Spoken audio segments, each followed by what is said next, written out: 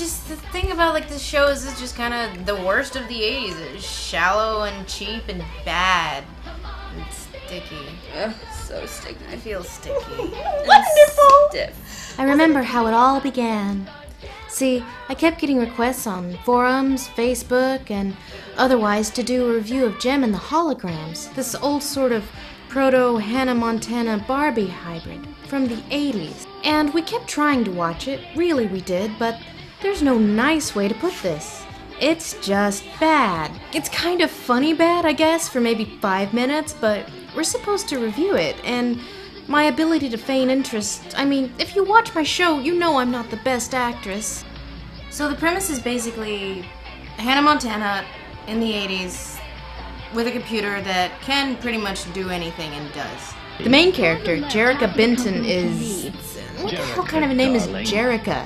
Is it like the feminine of the city the Israelites brought down? Is it like Erica was too boring and let's throw a J on it? Like Jem, so they match? Like there were 2 main theme songs, and the first one was there in these first couple episodes before they changed it.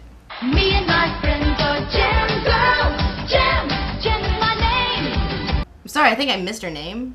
Once you're a Jem girl, you never could say, come on and be a Jem girl, Jem. Jem. Ugh, and this write-off kind of puts a bad taste in my mouth.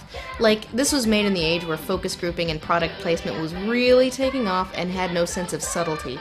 Identify with this product, little girls. Be a Jem girl. Gee, it's like this show was created by an advertising agency or something. Who made this? Oh. Yeah, Hasbro hired a subsidiary of an advertising conglomerate to create a series for girls. The reason for this was, once again, selling toys. Like the much more remembered Transformers and G.I. Joe, Jem was based on a line of toys, but much less remembered because, let's face it, little girl nostalgia does not penetrate the culture at large quite so much.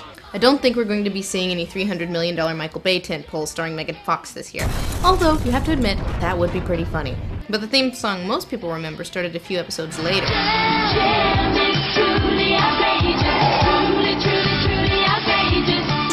Truly arbitrary adjective. You keep using that word. I don't think it means what you think it means. And it's the fashion and fame part that really gets me. Did someone say fashion? Oh! You! Makeover fairy! What are you doing reading a book? Pretty girls don't read! It's a children's picture book. That's alright. So, I know a thing or two about fashion. You know what? That's okay. We got this one covered. It's pretty dull, and it's 80s anyway. You underestimate the innovations of the 80s fashionistas. You're just not getting into this. I know how I can help you. No.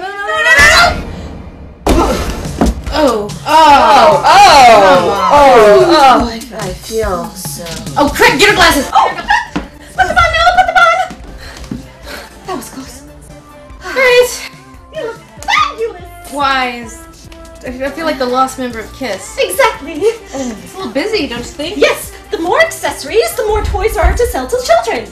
We layer and layer and layer. You think you can wear one dress? Wear 6. One belt? Wear 12. Well, I guess that was a really good way. It's like with Transformers, you have all these different characters you could sell. But with Jem, you only have one character, but by God, do you have a lot of clothings. Shoes and barrettes And necklaces belts. and fishnets. And what is Fingerless this? gloves. What is this? Pink boots. What is this? Is this a Phantom jacket? What we have is Hasbro trying to make a Barbie knockoff. The Jem dolls look almost identical to the Barbie dolls of the 80s. If anything, to Hasbro's credit, at least Jem has a little bit of an identity. See, Barbie, I'm starting to suspect that she has like ADHD or something because she's like 22 and she just cannot commit to a career path. Jem, while she's not exactly oozing personality, at least she knows what she's doing. She fronts an 80s hairband, which might explain why she died along with her sisters, Twisted Sister and Poison. See the piano looks so fun. Hit the keys and you know the time. I guess I shouldn't be too surprised or repulsed by this, because even now, if it occurs to someone to make a product out of anything, no matter how loosely related it is to the original, it will happen. I do own one of those Wall-E iPod speakers, after all.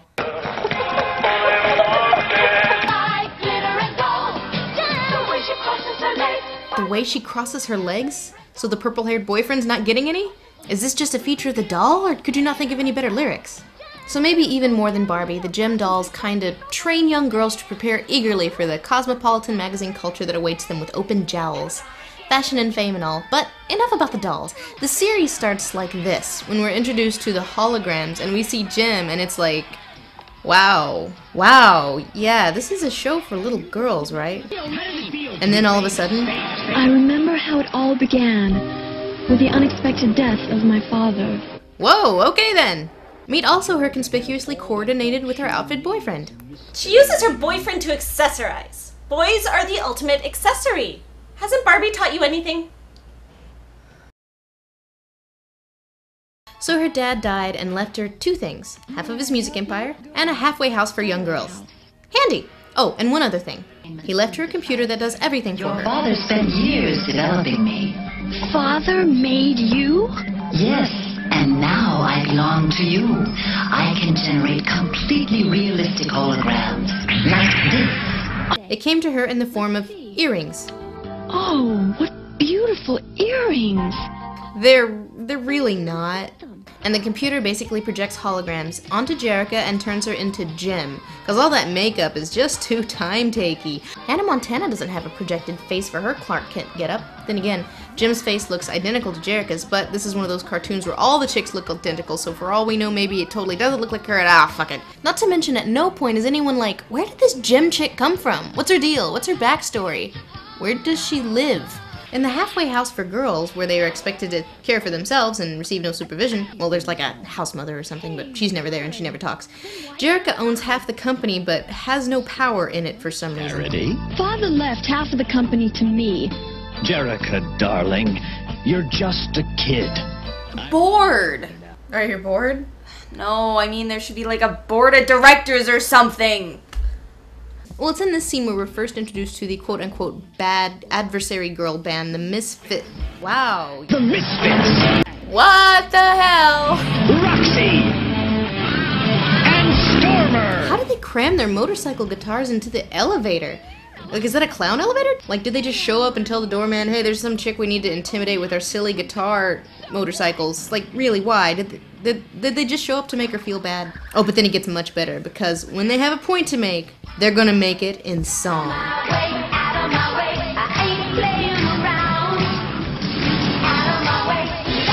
There are about 3 songs per episode.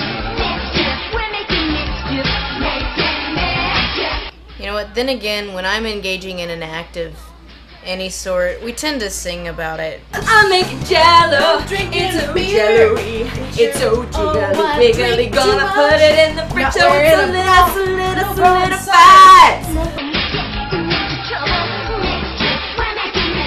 This is the thing we're doing at this moment. But what these guys do in effect is brand the establishment of punk music as the evil one, while the shiny pink pop starlet, who has a computer that does everything for her, she's the good guy.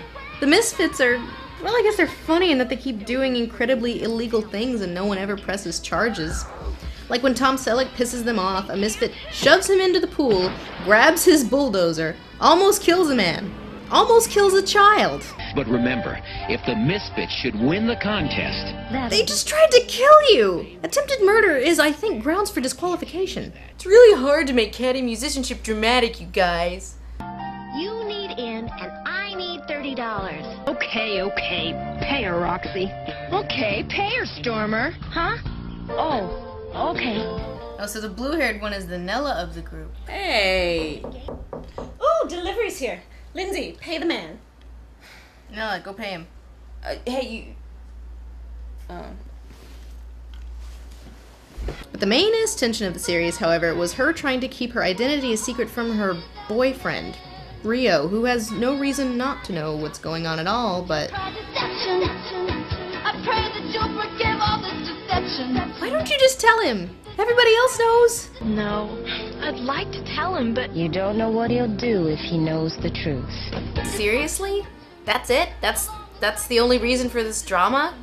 You do realize that little aspect of the problem's only gonna get worse, right? The show is hilarious in a lot of ways, mostly in how melodramatic it is, and that's saying a lot for a kid show made by Hasbro. Like, just in the first couple episodes, they're inexplicably hanging off a cliff, Rio, who has no reason not to know what's going on at all, but... What are you doing? Everybody else knows. No, I'd like to tell him, but... You do realize that little aspect of the problem's gonna get worse, right? The show is hilarious in a lot of ways, mostly in how melodramatic it is, and that's saying a lot for a kid show made by Hasbro. Like, just in the first couple episodes, they're inexplicably hanging off a cliff, Relevant to nothing plot related, of course. Rio's coming this way any minute. We've got to get his attention. How do you know that? The rockin' roadster is hanging on the edge of the cliff. Good, I know exactly what you're talking about, and I respond appropriately. Then, not 2 episodes later, the halfway house for teenage girls burns down. Where are we gonna live now? And then a nuclear bomb went off, and then the Russians invaded, and then the rapture happened. It was a few months late, though. Oh, but don't worry, the prize for that aforementioned Battle of the Bands, it was a mansion. And I didn't make that part up, that actually was the prize, coincidentally. Yeah, that mansion's part of the contest. Yeah, nobody lives there until we win it. I also have to point out this one scene where the one black member of the band meets this guy. Do you have any ideas for one? Shayna does. Well, hey there, other black person in the room. You want to engage in a little desegregation? Oh yeah, I like to keep it separate but equal. And again, larceny, arson, they just get away with it. What is this universe where people don't press charges? I feel like we've talked about as much about this thing as I care to. Jim's a superstar and practically a superhero, though it seems like the only thing she really fights is honesty in relationships and the evil that is punk rock. But shallow concepts have survived to party on for years and years to come. The problem with burying a concept so deep within the idea of fashion and fame is it makes it so inextricably dated. People don't remember the concept, but the look, the superficial crap. Okay, the superficial-er crap. And don't get me wrong, Transformers is just as superficial and silly, but the concept was such that it could be monetized and it could grow. I feel like monetized is an understatement, somehow. Jim left the popular consciousness. It has no massive die-hard fan base like Transformers and even G.I. Joe does. Barely any fond memories despite how wildly popular it was. It just exists. So, no, to be honest, I gotta say, dressing like this didn't really give me some sort of hitherto undiscovered appreciation for all things 80s, pseudo-confused punk pop star that I seem to be. It's just the thing about like this show is it's just kind of the worst of the 80s. It's shallow and cheap and bad and sticky. Ugh, so sticky. I feel sticky. Wonderful! Stiff. Wasn't it fun? No. So now you'll turn us back to normal, right? That's not how makeovers work.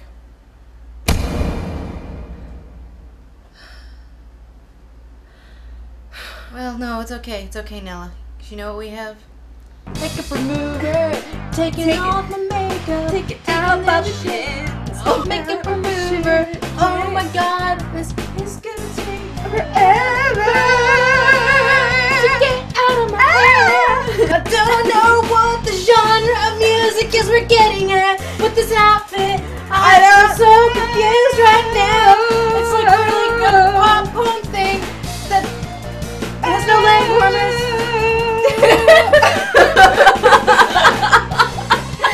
I think we're actually doing pretty good.